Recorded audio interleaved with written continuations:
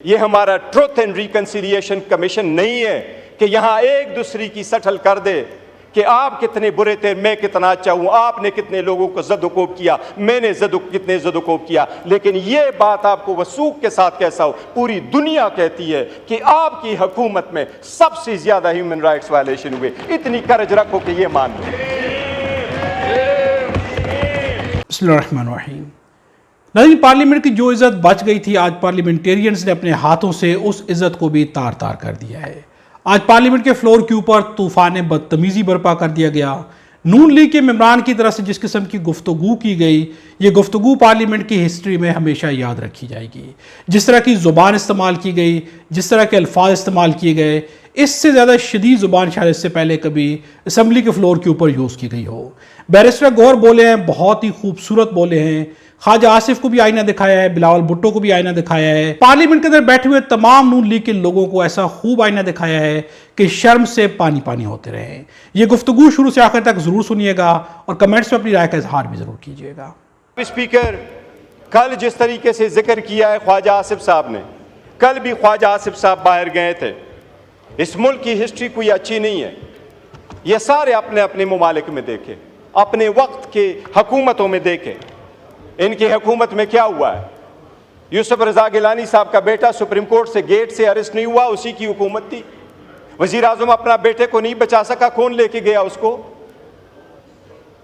क्या था वो? मौजूदा हुकूमत में अगर इतनी ही पावरफुल है, ख्वाजा साद रफीक को किसने अपलोड करवाया? अगर ऐसा ही है तो राजा साहब से मैं पूछता हूं, राजा साहब, आपकी पार्टी वजीर आजम के हटाने के बाद जब सीएसी की मीटिंग हुई है, जनाब डिप्टी स्पीकर आपको अच्छी तरह मालूम है, रात को यह फैसला हुआ शहाबुद्दीन साहब कल वजीर आजम होंगे। उसके घर लोग चले गए, उसको उठाया, राजा साहब वजीर आजम होंगे। आज बताओ किसने आपको वजीर आजम बनवाया था? आपकी सीएसी की पार्टी की हकीकत चली थी। बताएं आप। काजमी साहब आपके रिलीजियस मिनिस्टर थे, आपकी ही हुकूमत थी। बताए किसने उसको अरेस्ट करवाया था? आप बचा सके थे? यह ईवान कमजोर होता रहा है। बहुत अच्छी बात हो गई थी, हम इसलिए आगे की तरफ बढ़ना चाह रहे थे। ख्वाजा साहब ने कल प्रोटेस्ट किया था, हमारी वजह से नहीं, मेरे और इसकी कोई तलख कलामी नहीं हुई। मेरी कल ख्वाजा साहब की कभी तलख कलामी नहीं होती, पर एक बात जरूर हुई थी। ख्वाजा साहब ने कहा, और मैं कभी नहीं कहता जिस तरह ट्वीट की बात हो रही है, जनाब स्पीकर, ये जो जगह बैठी हुई है, हम बैठे हैं, ये हमारा ट्रुथ एंड रिकंसिलिएशन कमीशन नहीं है कि यहां एक दूसरे की सटल कर दे कि आप कितने बुरे थे, मैं कितना अच्छा हूं, आपने कितने लोगों को जदोकोब किया, मैंने कितने जदोकोब किया। लेकिन ये बात आपको वसूख के साथ कैसा हो, पूरी दुनिया कहती है कि आपकी हुकूमत में सबसे ज्यादा ह्यूमन राइट्स वायलेशन हुए। इतनी करज रखो कि ये मान लो। लीडर तख्तदार पे पहुंचते, आपने भुला ना भुट्टो को, लीडर तख्तदार पे पहुंचते हैं ताकि कौम बचे। वो कहते हैं जुल्म के खिलाफ हमने लड़ना है। जनाब स्पीकर, हम अगर कुर्बानी ना दे, मैं तो फर्स्ट टाइम इस असम्बली में हूं, ख्वाजा साहब तो मेरी उम्र से ज्यादा इस असम्बली में रहे। क्या हमने सीखा है, किस तरीके से आगे बढ़ना है? ख्वाजा साहब को मैंने ये लफ्ज सिर्फ कहा, मैंने कहा ख्वाजा साहब, इस कमेटी में हम बैठे हैं, ये तो हमारी एक प्रपोजल थी। ये प्रपोजल सबसे पहले तो आपके अपोजिशन लीडर ने बनाया है। मैं इस बंदे को बड़ा दाद देता हूं। I am so proud of your legacy Umar, so proud of your legacy. ये लेगेसी है। बताएं 22 साल में एक लफ्ज कोई एक बंदे का निकाले कि इस ईवान से स्पंज हुआ, हम सारे बाहर चले जाएंगे। इस ईवान में जब 22 साल रहा है, एक लफ्ज कोई स्पंज होने वाला बताए। मैंने आपसे कल रिक्वेस्ट की थी ख्वाजा साहब से। मैंने कहा ख्वाजा साहब, हम बड़े दिल खोल के आपके साथ बैठे हैं। हमें स्पॉइलर फिगर नहीं बनना चाहिए, हमें हेट फिगर नहीं बनना चाहिए। हमें अब आइसोलेट करके इस मैटर को रिजॉल्व करना चाहिए, डिफरेंसेस भूलने चाहिए। मैंने इनको ये गुजारिश की कि हमारे पॉलिटिकल अलायंस नहीं है, हमारे पॉलिटिकल डिफरेंसेस कभी एक नहीं हो जाएंगे। We and you could never ever be the same on the same page ever in life, but that doesn't mean we can not resolve the conflict. We got to move forward. मैंने उनको ये कहा कि ख्वाजा साहब, सबसे पहले Nelson Mandela का मैंने उनको मिसाल दी। मैंने कहा नेल्सन मंडेला अपार्थाइड के बाद आया तो उसने सबसे पहला काम जो किया, अपनी बीवी को डिवोर्स किया। लोगों ने उससे पूछा कि 14 साल जेल में रहे, बीवी आपके पास आती रही, वापस आए हो, गवर्नमेंट में जा रहे हो, तो बीवी को डिवोर्स कर रहे हो। उसने उसका जवाब ये दिया कि मैं इसलिए कर रहा हूं कि अपार्थाइड पे मैंने पत्थर रखना है, मैंने आगे बढ़ना है, मैंने कालों से गोरों से इंतकाम नहीं लेना, लेकिन मेरी बीवी के दिल में आगे गोरों के खिलाफ मैंने या बीवी रखना है या अपने अवाम को लेना है। मैं लीडर हूं, मैं अपनी बीवी की कुर्बानी दूंगा, पर मैं अवाम के साथ खड़ा हूंगा। मैंने कहा ख्वाजा साहब, अगर आपका इतना दिल नहीं है कि मिनिस्टर होते हुए आप हमारे ग्रीवियंसेस नहीं सुन सकते, इस वक्त ग्रीवियंसेस हमारे हैं। मेरे महीने के नाम लेकर के कहा कि ये 5 महीने हमारे मिसिंग है, उनकी फैमिली मेंबर्स के साथ क्या हो रहा है, ये अगर आप नहीं हो सकते तो मैंने कहा ख्वाजा साहब, हमारी बड़ी कोशिश है, हम चाहते हैं कि आप सीट पे रहें, लेकिन फिर आपका इस्तेका कि बेशक आप स्पीकर को कहें आप ये न रहें। जनाब स्पीकर, 2 दिन हम आगे जाते हैं, 1 स्टेप आगे जाते हैं, कोई ना कोई पीछे आ जाता है और ये 4 स्टेप बैक हम चले जाते हैं। इसी वजह से क्या हो जाएगा, ये ईमान नहीं चल पाएगा, ये कौम सफ़र हो जाएगी, ये डेमोक्रेसी ख़त्म हो जाएगी, ये स्पेस आपका कोई और ले जाएगा, ये गैर सियासी कुव्वतें आपकी ले जाएगी, ये इंतहा पसंद कुव्वतें आपकी आ जाएगी। ये जिसको आप कहते हैं आइसोलेट करते हैं, अच्छी तरह देख ले क्या पूरी दुनिया इस बात की गवाही नहीं दे रही कि पाकिस्तान तहरीक इंसाफ इस वक्त 70% अवाम की सपोर्ट है। मैं आपको स्पीकर साहब वसूख के साथ कहता हूं, ये 70% पाकिस्तान वो कैदी 804 के इशारे पे उठता है। याद रखो, उस दिन से डरो जो वो हंगर स्ट्राइक पे गया, और अगर उसने इशारा किया कि सड़कों पे आ जाओ तो बांग्लादेश को भूल जाओगे।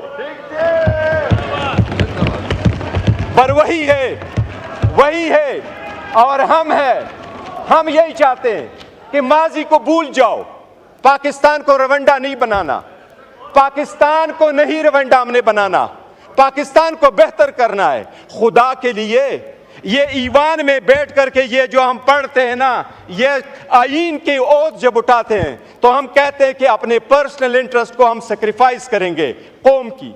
ये पावर इख्तिदार आनी जानी चीज़ है, ये कौम की अमानत है।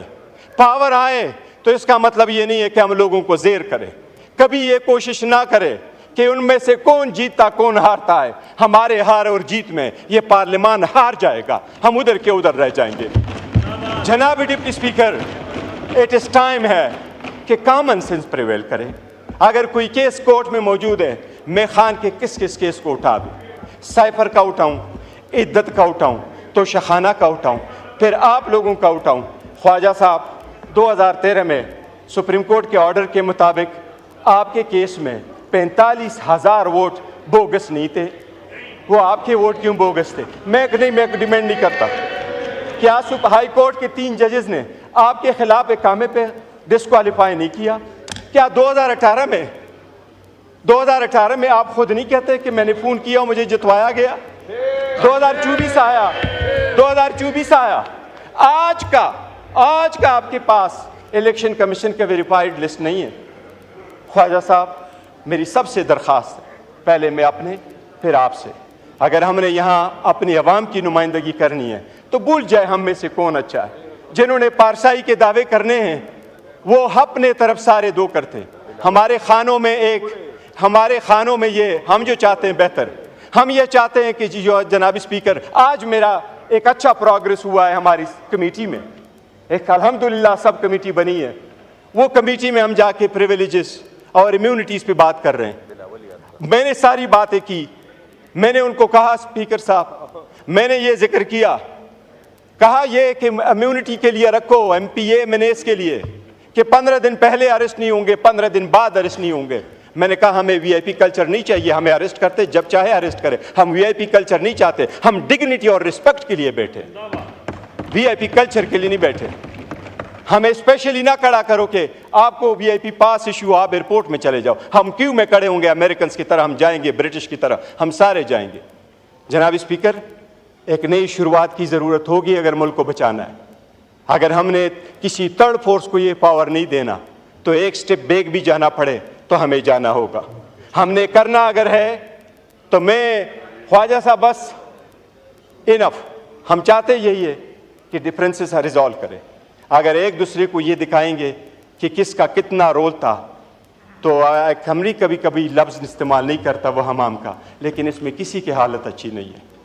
ये सबसे बड़ी कर्ज हो कि घर से इब्तिदा कर ले और आवाम के पास वो छोड़ दो कि वो क्या करे। इसका सारा फैसला जो है ना तारीख करेगी, पब्लिक हमें जज करेगी और ये दिन ज़रे गुजर जाते हैं, वक्त आएगा आवाम हमें जज करेगी who is on the right side.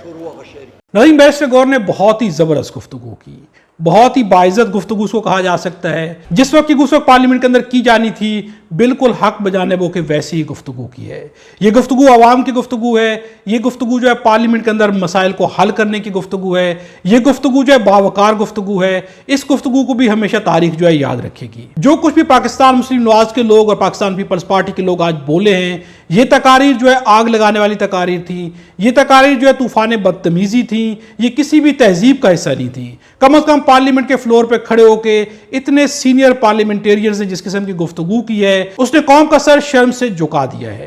ये गुफ्तगू क्या ख्वाजा आसिफ को करनी चाहिए थी, ये गुफ्तगू क्या हनीफ अब्बासी को करनी चाहिए थी, ये गुफ्तगू क्या शाजिया मरी को करनी चाहिए थी। गो के बिलावल भुट्टो जो है वो नए हैं पार्लियामेंट के अंदर, लेकिन पार्टी के चेयरमैन है, क्या उन्हें ऐसी गुफ्तगू करनी चाहिए थी? इन लोगों ने कैसी गुफ्तगू की है, किसके कहने पे गुफ्तगू की है? क्या अपनी जुबान बोले या किसी और की जुबान बोली जा रही थी? क्या पाकिस्तान तहरीक इंसाफ के लोगों को सुनाया जा रहा था या ये सुना के किसी को खुश किया जा रहा था? आज पार्लियामेंट के अंदर क्या पार्लियामेंटेरियंस आज़ाद थे या गुलाम थे? उनकी गुफ्तगू गुलामी की जुबान थी या उनकी अपनी जुबान थी, नजरियात की जुबान थी, एक आज़ाद सोच की जुबान थी? आज पार्लियामेंट के अंदर जिस किस्म की गुफ्तगू की गई है इससे साफ जाहिर हो रहा है कि पूरे का पूरा पार्लियामेंट जो है वो इस वक्त जो है गुलाम हो चुका है। अपनी जुबान तक नहीं बोली जा सकती, अपनी गुफ्तगू तक नहीं की जा सकती। अगर आज़ादी की गुफ्तगू सुनी है तो बैरिस्टर गौहर ने जो गुफ्तगू की है बहुत ही ज़बरदस्त गुफ्तगू है। उन्होंने फिर भी पार्लियामेंट के अरकान को आईना दिखाया है। सामने बैठे लोगों के चेहरों को देखा जाए तो उनके ऊपर शर्म वाज़े तौर पर यहाँ है। जिस किस्म की गुफ्तगू की उसके बावजूद भी कम अज़ कम उन्हें शर्म आ गई, ये भी बहुत बड़ी बात है। बैरिस्टर गौहर की यहाँ पे जितनी भी तारीफ की जाए कम है। ऐसी गुफ्तगू इस पार्लियामेंट का हक बनती है। ऐसी गुफ्तगू करने के लिए अवाम ने इन लोगों को सिलेक्ट करके पार्लियामेंट के अंदर भेजा है। जिन लोगों ने ऐसी गुफ्तगू की है उनके अगर फॉर्म 45 और फॉर्म 47 को देखा जाए तो ये सारे के सारे वो लोग हैं जो कि फॉर्म 47 की बुनियाद पर असेंबली में बैठे हैं। इन्हें अवाम ने सिलेक्ट नहीं किया था, जो कि अवाम इनको जानती थी। जिस किस्म की उन्होंने जुबान बोली है ये जुबान ऐसी हो ही नहीं सकती कि इसे सिलेक्ट किया जा सकता। अपनी राय का इज़हार कमेंट्स में ज़रूर दीजिएगा। खुदा हम सबको और हमारे वतन पाकिस्तान को अपनी ज़बान में रखे।